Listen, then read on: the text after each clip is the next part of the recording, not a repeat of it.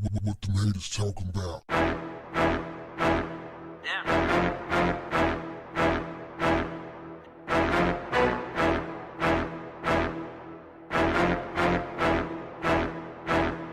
What's up, family? For more than 4 years, questions swirled as to what exactly happened on the night that Gregory Von Hill Jr. was killed at his Fort Pierce, Florida home. After all, there was only 3 witnesses, 2 sheriff deputies and Mr. Hill. You know how that go.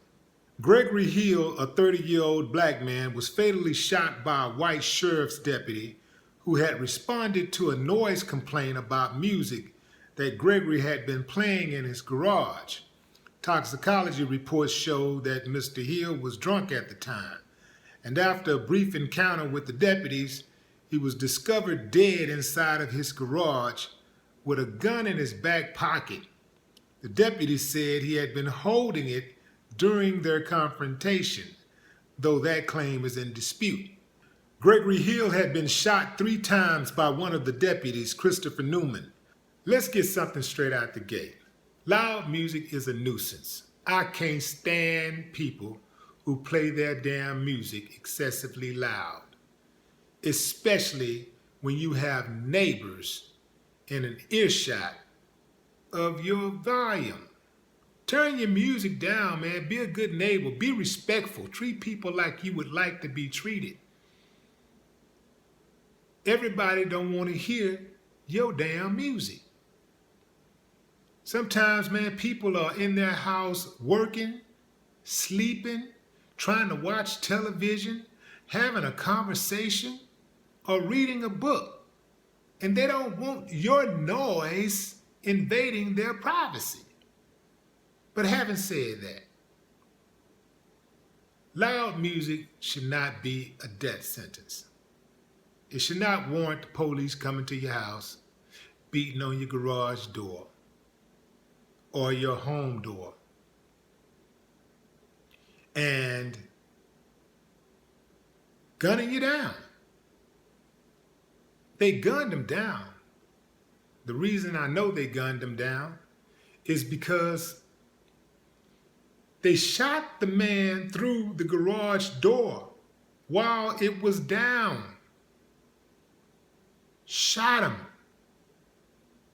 3 times with the garage door down. These are arrogant ass cops. He probably told them to kiss my ass, go to hell, whatever. Get off my property. Shut that garage door, and they wanted to teach him a lesson.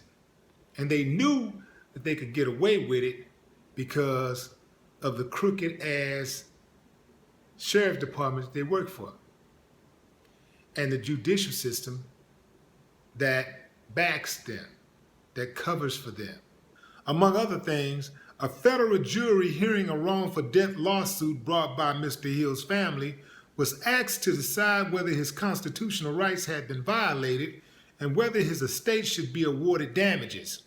How much, jurors were asked, were the pain and suffering of Mr. Hill's 3 children worth? Last week, the jurors delivered their verdict. Deputy Newman had not used excessive force, they concluded, but the St. Lucie County Sheriff, Ken Mascara, had been so slightly negligent given Deputy Newman's actions. The jury awarded a grand total of $4, 1 for the funeral expenses and 1 for each child's loss. And check this out.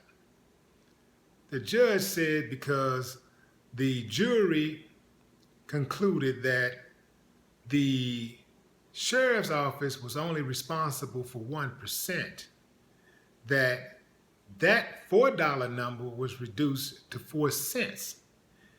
And the lawyer for the family says that because they found that Mr. Hill was responsible for 99% of the shooting and he was intoxicated, that 4 cents could be reduced to nothing. So what is the point here? The point is to add insult to injury, to tell the family, you ain't shit.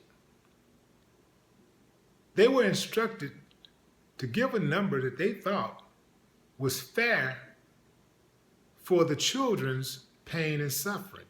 So they're telling the world, your daddy wasn't worth nothing but $1. You know, your pain is suffering, that's $1. You get $1, you get $1. Those jurors are some cold-hearted, gutless bastards. The judge, too, because he had a hand in it. He could have guided the jury in a way that he wanted it to go. The judges have a lot of latitude in those courtrooms. They all were in on the hook, man. They were all in on it. The jury, the judge, the prosecutor. Hell, I wouldn't be surprised if the lawyer wasn't in on it too. They're all in the same game. You got to watch them. But that's cold-blooded, man. I'd rather them not give me nothing than to tell me a number like that. Man, that's cold-blooded, man.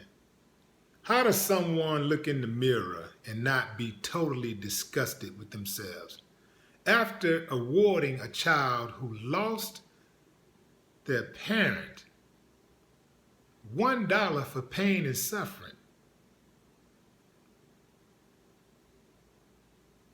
Man, you got to be subhuman to do something like that.